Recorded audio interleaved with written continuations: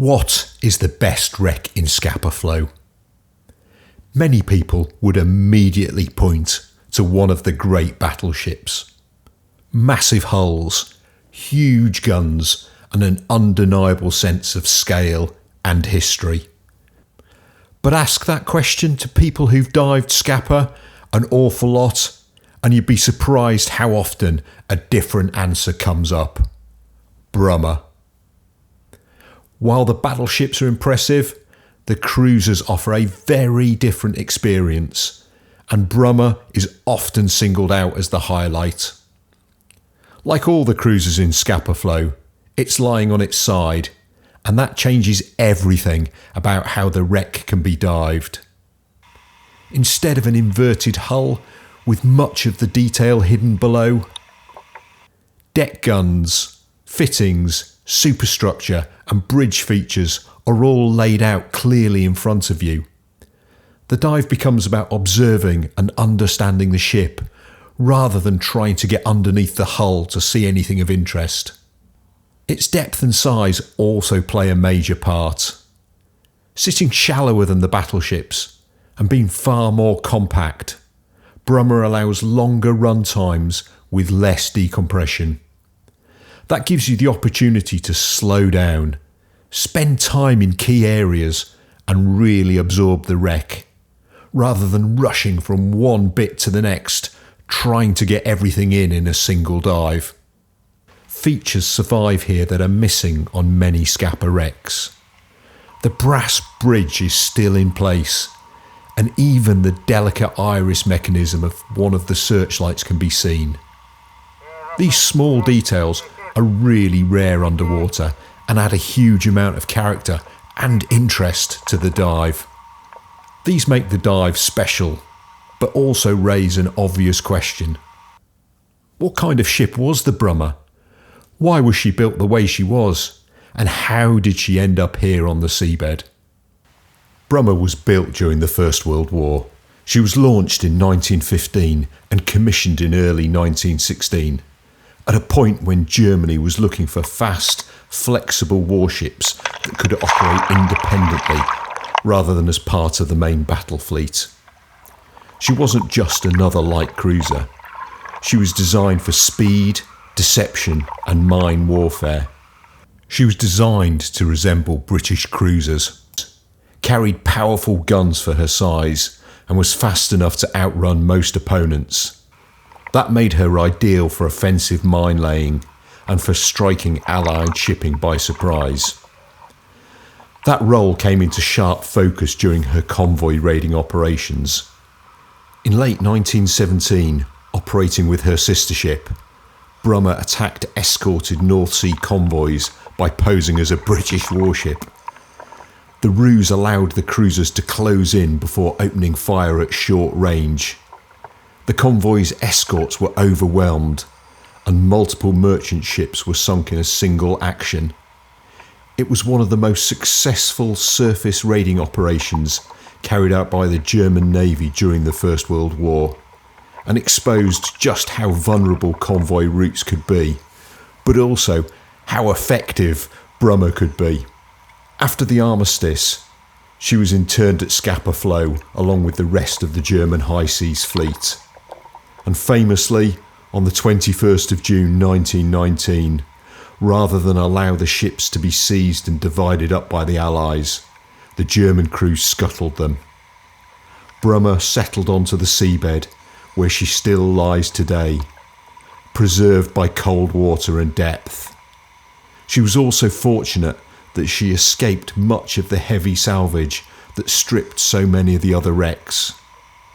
I'm going to see a bit of that as we go through the dive, but as you can see here, just arriving on the top of the wreck, there's actually three of us on this dive. The guy there you can see in the yellow box, that's Bob. He's the skipper of MV Clasina, and he's going to be taking us around for this dive.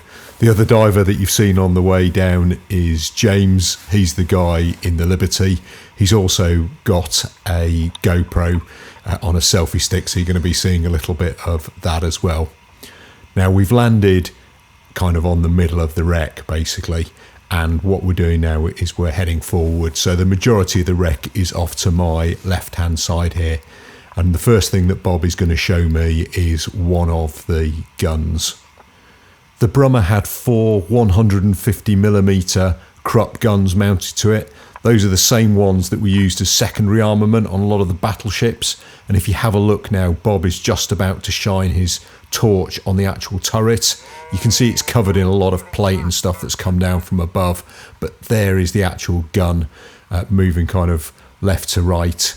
This one is pointing to the stern, although in operation it would be used to fire either off to the port or to the starboard. It's actually fallen out of its mount and is now resting on the seabed. Most of the guns on the Brummer have done that. Simply, obviously they're really heavy. The weight of the armour on the weight of the gun itself pulls the gun away from the ship and then onto the seabed. So what I'm doing here is I'm looking into the rear of the gun, and you can see in there, you can see the breech, you can see some of the mechanism. I always think it's incredible when you look at something like this to think of the history that those were involved with.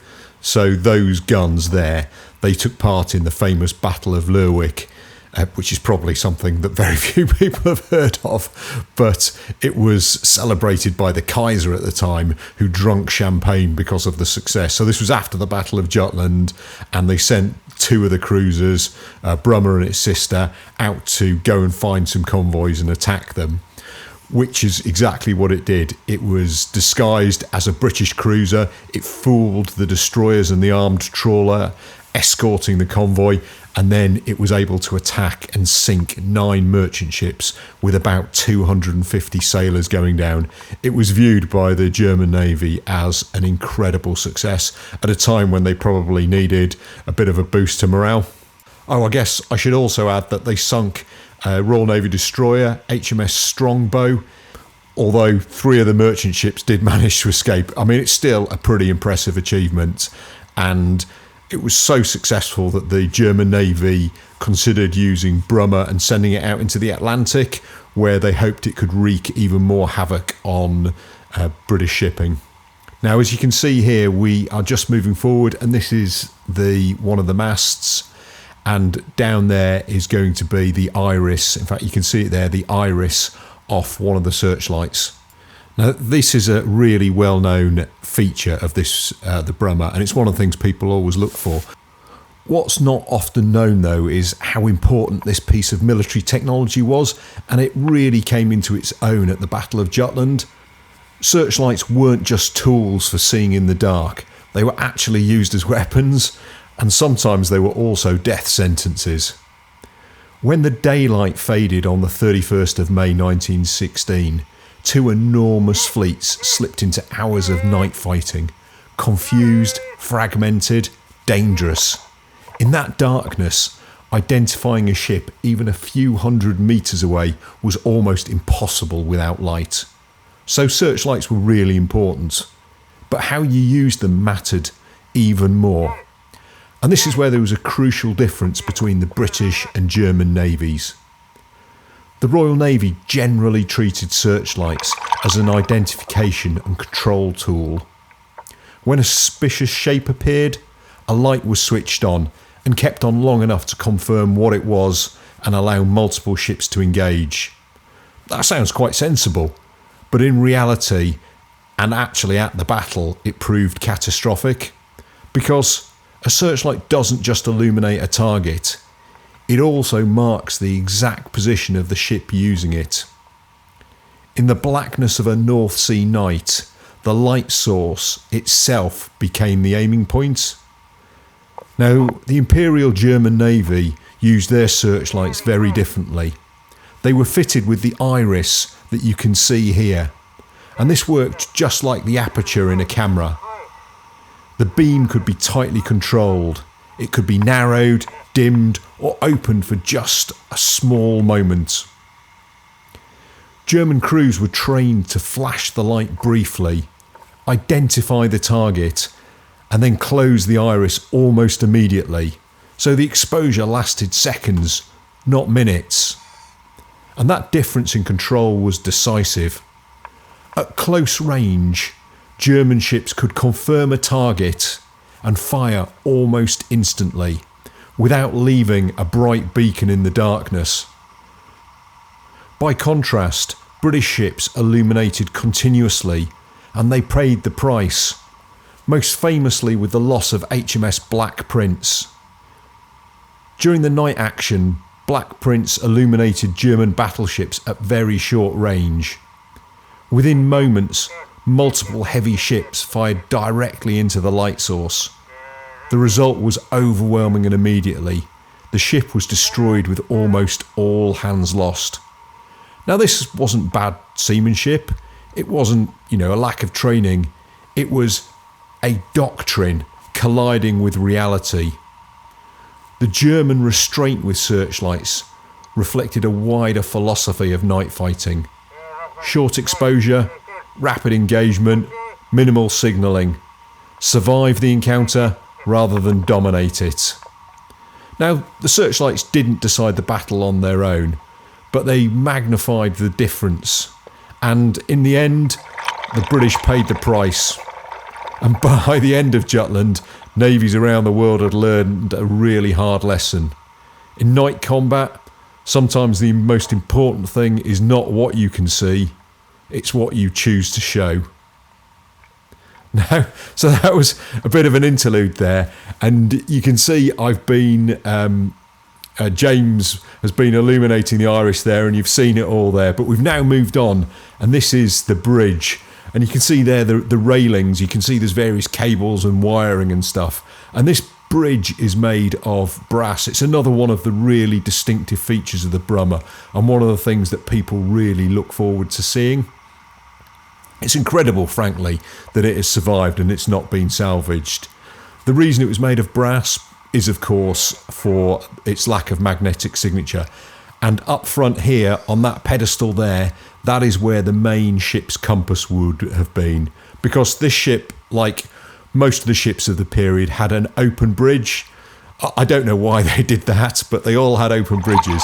So sailors would be out here. This was where they commanded and operated the ship from. About the only time they didn't do that was during battle, when they would move into armoured citadels. I mean, still absolutely crazy. I don't understand why you would try and manage a ship, on the North Sea from an open bridge. It must have been absolutely horrendous. But they all did it, not just on warships, they did it on merchant ships as well. So there must have been a good reason for it, because people aren't stupid. They do, they make rational decisions, so there must have been a reason for it. Maybe they thought they would get better, they'd be able to see things better from it. I don't know. I mean, the other mystery with this, of course, is how come this bridge is still here? How come it's not been salvaged? And once again, unfortunately, I don't know the answer to that. I've gone back to my various different books. I've even asked ChatGPT to come up with a reason, see if it knows why it wasn't salvaged, but it doesn't. Maybe it just wasn't worth the effort, but that doesn't can't seem right. There's quite a lot of brass and stuff there, but the simple fact is it wasn't, and it never will be, because all the wrecks at Scapa Flow are legally protected under UK law, and there is to be no further salvage of them. So that's obviously good news. That means that this will stay here forever, or at least probably until the rest of the wreck collapses on it. But hey, that's another issue. But it is great to see something like this still here, and makes you imagine what the rest of the wrecks would have been like if they hadn't been salvaged. Now you can see I've just switched off my tray mounted video there. I'm back on the power lens. Off to my right hand side with the big video light there, that's Bob. He was obviously keen to ensure that I'd seen the bridge, keen to ensure that I'd seen the Iris, and we're now going to move forward and have a look at the bow. Whilst we do that, one of the things to understand, I think, with all the cruisers is that because they're lying on their side, what has happened is stuff has fallen off and onto the seabed. But that doesn't just include things like guns and the bridge. What has also happened is the decks have started to peel away as well. So the decks, almost like, opening a tin, I guess, have come off, peeled away, and in some cases are folded over, in some cases of obscured things. So that's what I'm doing here, is I'm videoing through a piece of the deck, and you can see there that's James, who likes to have a good ferret round into things. So he's been under that bit of folded over deck plate, and he's gone and to see what he can see. I think somewhere in there is probably the armoured citadel. So that's what he's been, I would imagine that's what he's been to look at. But what we're going to look at now is, I think, the forward gun. Slightly unusually, most ships tend to have, as you know, most of their guns pointing forward, but the Brummer doesn't. It's only got a single one of those 150mm guns, and you can see it there just coming up in front of me there. I'm looking at obviously the back of the turret, which was open, and I'm going to look inside, and you can see the breech, you can see all the loading mechanism and all that kind of stuff.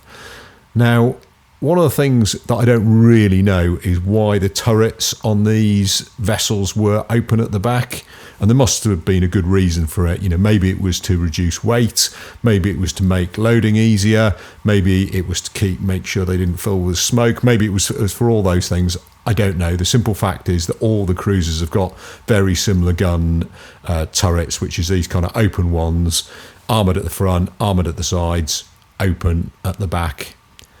The other thing to mention with these guns, I think, is how long they lasted. So this variant of gun served all the way from the first ones being produced in 1906 all the way until the end of the Second World War, 1945, which, when you consider the amount of change in the developments and all the kind of stuff that happened in that period, it's really impressive. But also, I think, testimony to how effective these guns were. Supposedly, they were really accurate, easy to reload, and that presumably accounts for their longevity. We're getting another really good view of the turret here and the breech mechanism. And I think one of the things you can see from this is that it's on the seabed, so it's kind of partially buried in mud. Supposedly, until about 2003, this gun was up on the wreck. It was still in its place, but then something happened then. It fell out, ended up on the seabed, dragged a load of the deck with it, and obviously this is where it's going to be forevermore.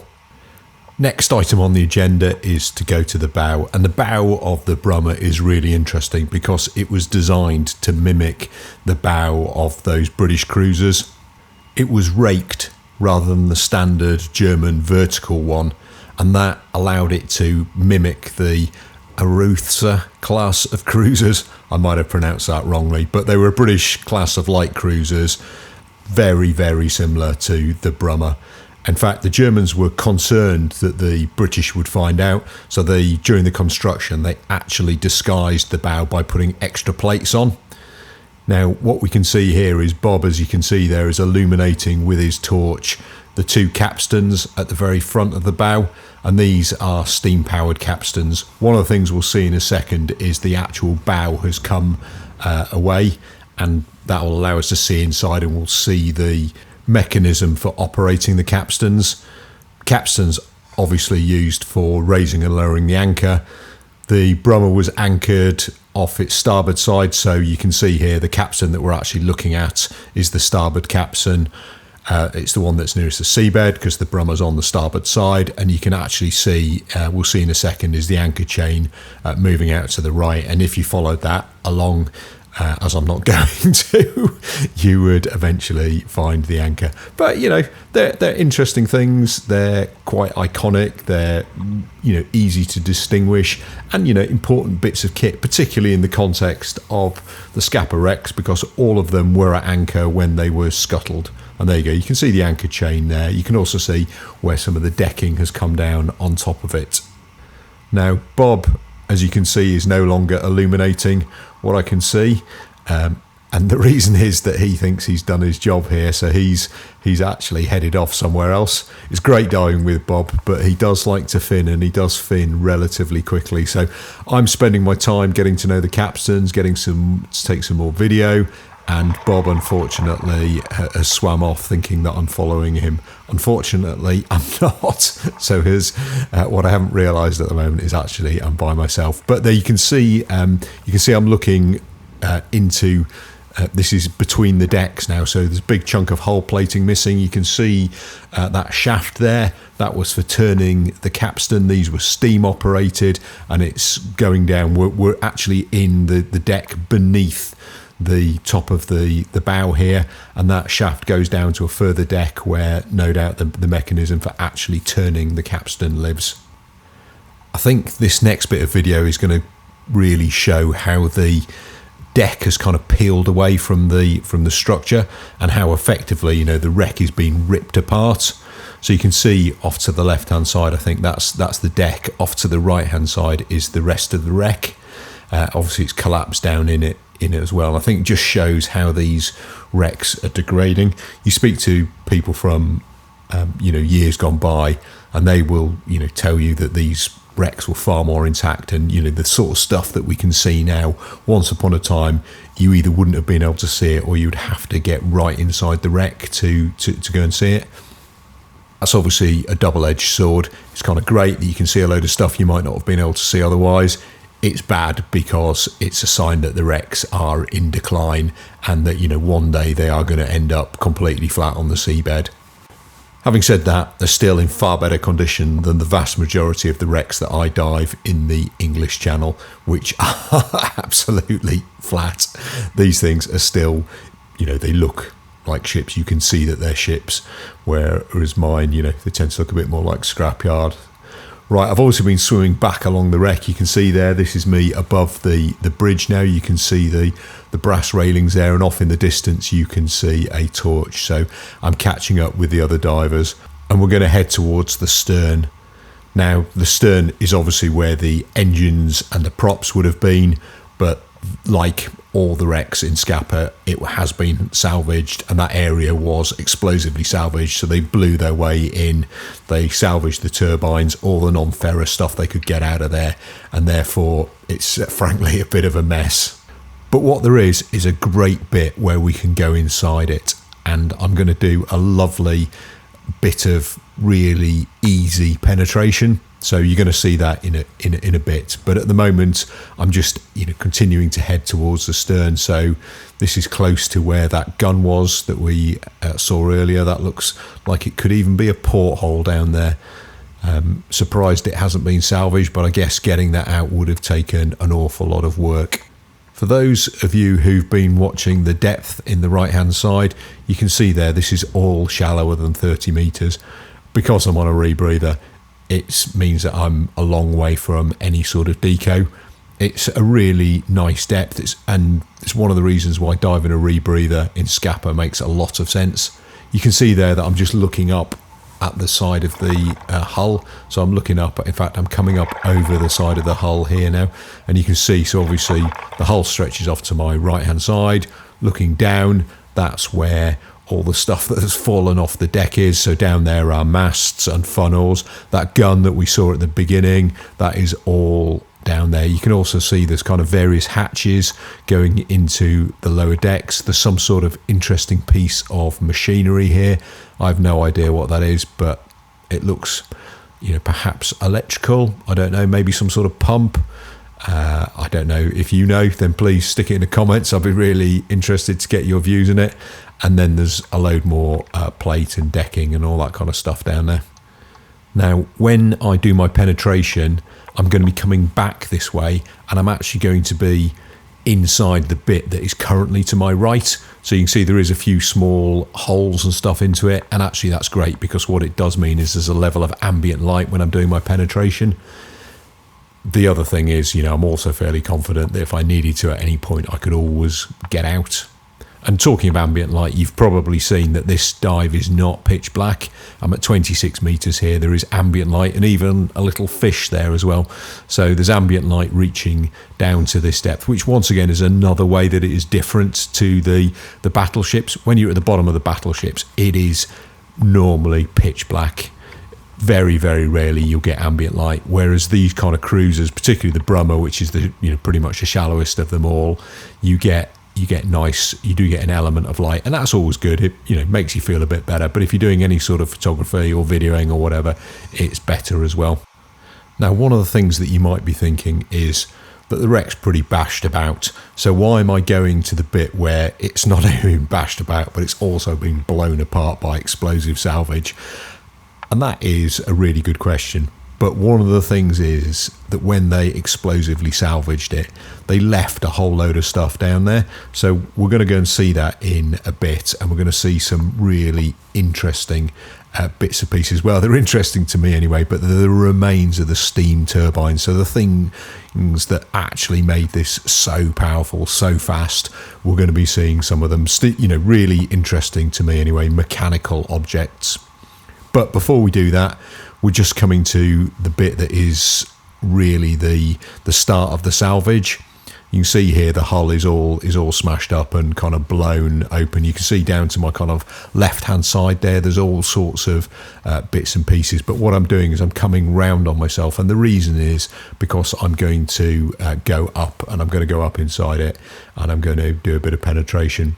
You might also have seen that the other guys aren't with me. I've lost them, although I did briefly see that light.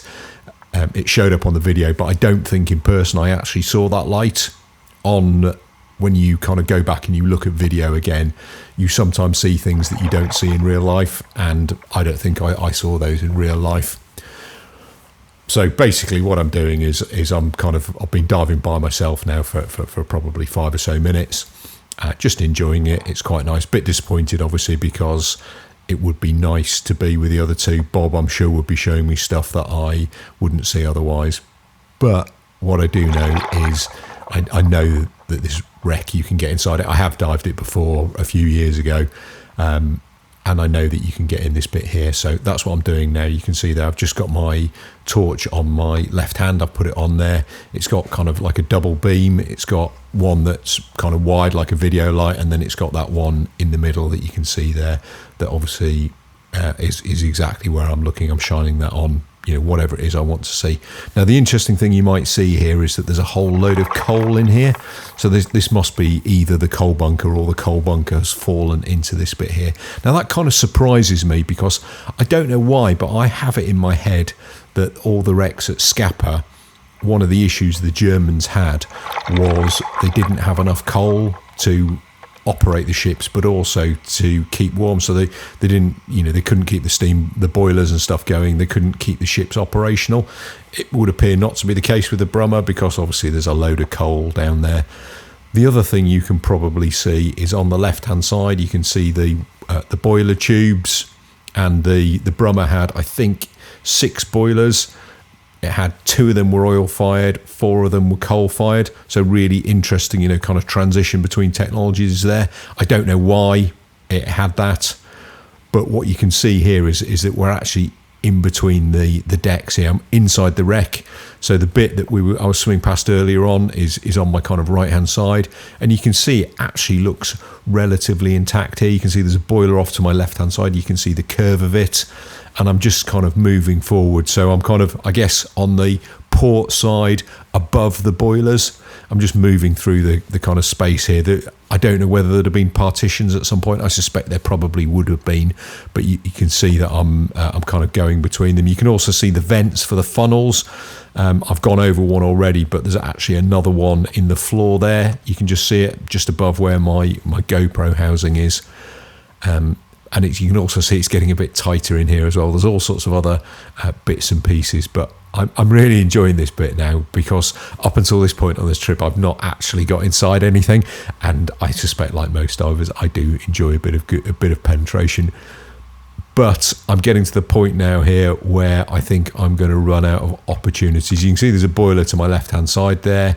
It's cylindrical shaped, as the German ones were. They didn't use the Yarrow boilers that British ships of this kind of size did. So I'm just going to have a quick look down here and see if there's any way that I can either get any further down or get any further forward. I'm going to spoil it for you by saying that I'm not going to be able to do that, but you can probably see why. It's pretty easy, even though I've managed to get a bit further on from where I am. You can see it's all looking a bit tricky from here on in. So there's whatever that cable is down there, there's a whole load of rusticles. There's just general silt and stuff everywhere. So this is as far as I'm going to go. I'm going to turn around here and then I'm going to head back. But there's all sorts of interesting bits of pieces in here. There's kind of wire. There is valves. There's some gauges. I think I'm going to see one in a bit. You can also see there I've just managed to get the top of my housing, or top of my video light rather, stuck underneath something. So it's getting quite tight as well. And it's one of those things. I can talk about how tight it is. I can tell you how tight it is, but unless you're actually in there, it's difficult to get a sense for what it's like. What I have done though is I've turned round, so my feet are actually going first now rather than my head, which it was up until this point, and that's obviously so that it's going to make it easier for me to get out if I want to. I'm relatively pleased. I've not managed to kick up too much silt. There's obviously quite a lot of silt in here, but my control has generally been okay. The thing that you might be asking is, obviously I've penetrated in here, I have not lined off, and that's a bit of a no-no. I know that people will kind of frown on that because I'm probably, 15-20 meters inside the wreck.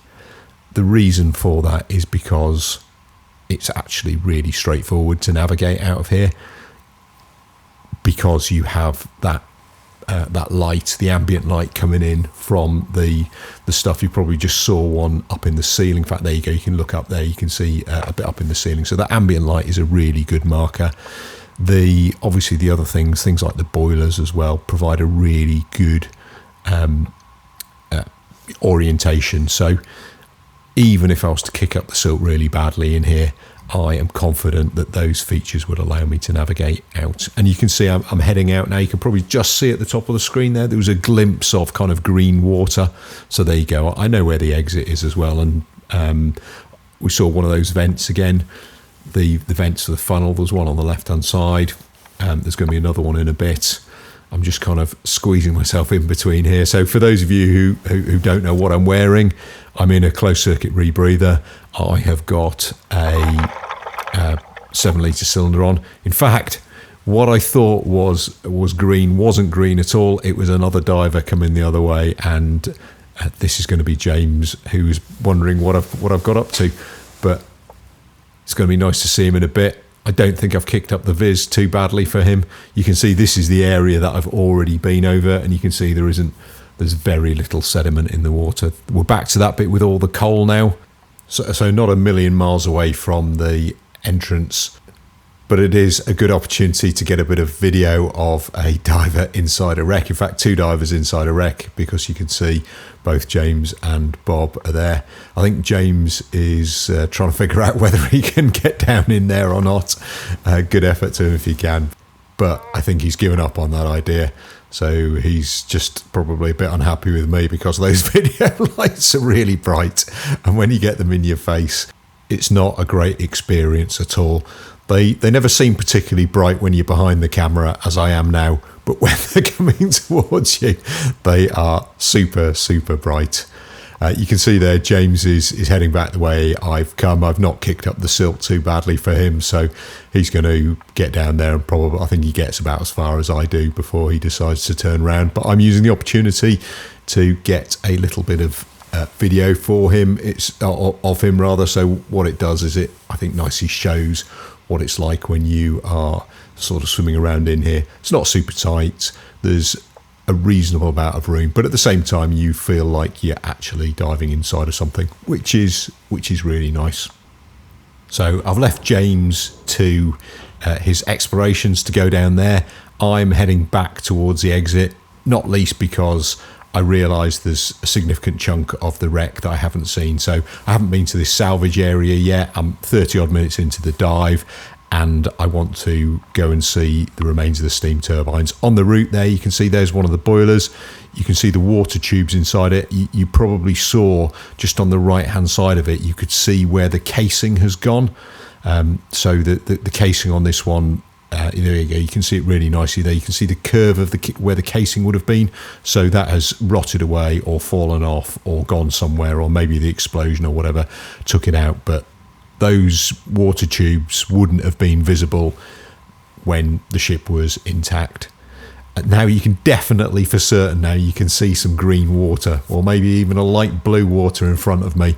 So that's a good sign that I am getting towards the exit. You can also see there's a bit of a torch beam there. So Bob is up there somewhere behind me, but heading towards the bow of the ship is James. Bob is just on the other side of whatever this big lump of metal here might be. Another boiler, maybe part of the engine room machinery. It may just be a bit of deck that's fallen down. It's often difficult to tell.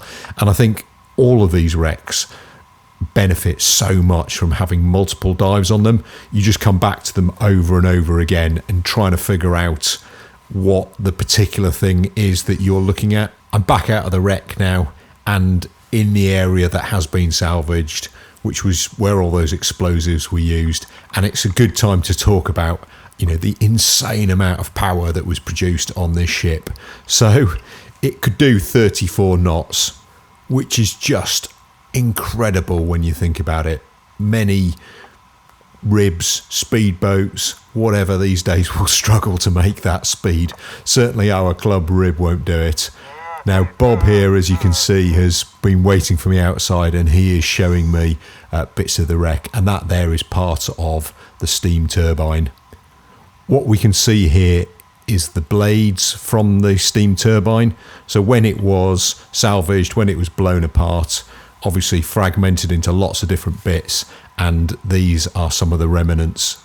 They work just the same as any turbine, so gas passing over the top of it from a high pressure to a low pressure causes the blades to spin, causes the shaft to spin, and that produces the 33,000 shaft horsepower, which if you use a metric system is 25,000 kilowatts. And that was produced by each steam turbine. Those obviously went into a shaft, onto a screw, and that's what drove the ship forward and gave it that insane speed, which is even more insane when you consider that the Brummer was 140 metres long, or 460 feet, had a beam of 13.2 metres, 43 feet, and a draft of 6 metres, which is, 20 feet. It weighed or displaced nearly 4,500 tonnes. To me, that's absolutely amazing that a ship that was built, 110 years ago, can generate that much power, can travel that fast, and all of that energy produced by burning, well, I guess probably mainly coal, but a bit of oil as well. I don't know how fast modern ships go, but I suspect that unlikely that similarly sized ships go much faster than this. So I think it's easy to see why the German Navy wanted these ships, and also, given their success at Lerwick, why they thought it might be a good idea to send them into the Atlantic and to try and sink more merchant ships, try and cut off the supplies to the British Isles that they were also trying to do with submarines. I'm told that the thing that prevented them doing it in the end were challenges with refueling. I think they just couldn't get enough supplies, enough fuel, enough coal or whatever it was into the Atlantic, so past the British Isles, which meant that the plan got kiboshed, which is a pity because, from the German point of view anyway, because convoys out there would have been much less heavily protected than they were closer to the British Isles. So I'm no doubt that a ship like the Brummer and its sister ship would have had an absolute heyday out there. But good news from the British side that didn't happen. The Brummer was also meant to have been part of that last final sortie by the High Seas Fleet, the moment when they all went out and they were meant to die gloriously, I think. Unsurprisingly, the German sailors weren't wildly keen on that idea. There was also a lot of upset within the fleet anyway, due to political agitation, the kind of wider problems that Germany was facing at that time. So the crews mutinied. The sortie didn't take place, with the end result that the Brummer, along with the rest of the fleet, ended up being interned at Scapa Flow and then scuttled by her crews in 1919. And I have to say, I'm very pleased that did happen, because without it, we wouldn't be doing what we're doing here, which is looking inside, looking at a piece of machinery. I suspect, in fact, that's another part of a steam turbine. You can see the blades on the top. It might just be me being, incredibly geeky, but I love the idea that this technology is here and we're able to see it, because otherwise we'd have, I think, completely forgotten that it was in use by people all this time ago. And obviously it wasn't just used on military ships. Famously, the Lusitania had steam turbines as well. Now, one of the disappointments from this dive is that I don't actually go to the stern of the Brummer. Not only don't I go to the stern, I don't see the two rear guns as well, which I have to say I was hoping to do. But I guess that was my bad. I spent all that time doing the penetration, going inside, when in fact I could have probably used it a little bit more profitably, which would have also given you guys a better feel for what the wreck of the Brummer is like. Having said that, one thing that has just happened is you've probably seen that James is pointing out something. What he's spotted is a gauge there, so it'd be some sort of pressure gauge almost certainly. And the impressive thing about it is not just that it survived the explosive salvage, but that it's also survived lots and lots of divers coming down here, because that is the kind of thing that people could very easily unscrew and take away and do whatever else they wanted to with it. I'm not a big fan of steam gauges personally. They don't look particularly nice unless they've got glass in them, and clearly that one doesn't. So I'm glad it's been left down there. People will have a look at it, and as I think I've mentioned already, this wreck is protected along with all the other ones in Scapa, and the guardians of the protection really are the boat skippers. They don't allow stuff on their boats, and unless the skipper allows you to bring something up, you're never going to get it back in. So it's quite nice. The skippers are really good about it. They make sure that stuff stays down there, and I guess that's good because it'll be there for people to see in the future.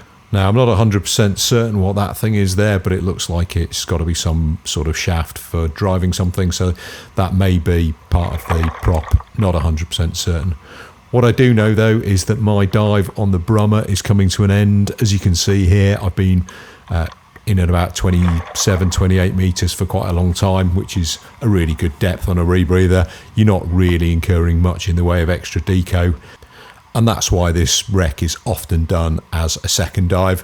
So people will do one of the big ones, the Kronprinz or the Margraf in the morning, and then they'll come to this one for a shallower second dive, which in some ways does it a bit of a disservice actually, because it's almost like it's a second-class citizen when it shouldn't be treated that way.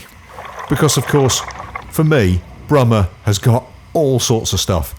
It's got that fantastic history, the Battle of Lerwick, the fact it engaged and sunk so many ships, made such a contribution to the war effort.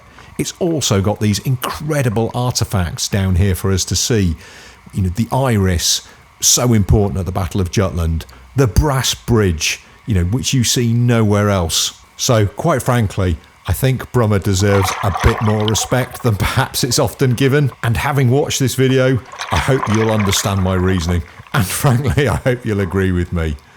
What I would say is if you want to see some more videos about Scapa Flow, I'm going to stick a link above me here, and they're going to be in the description. It would be great if you could leave us a like, if you could drop us a comment. Those things are so important to me. Share it with other people if you think that's appropriate. Most of all, of course, what I hope you'll do is watch another one of my videos. I'm Dom Robinson, Deep Wreck Diver. Thank you very much for your time, and I'll see you on the next one.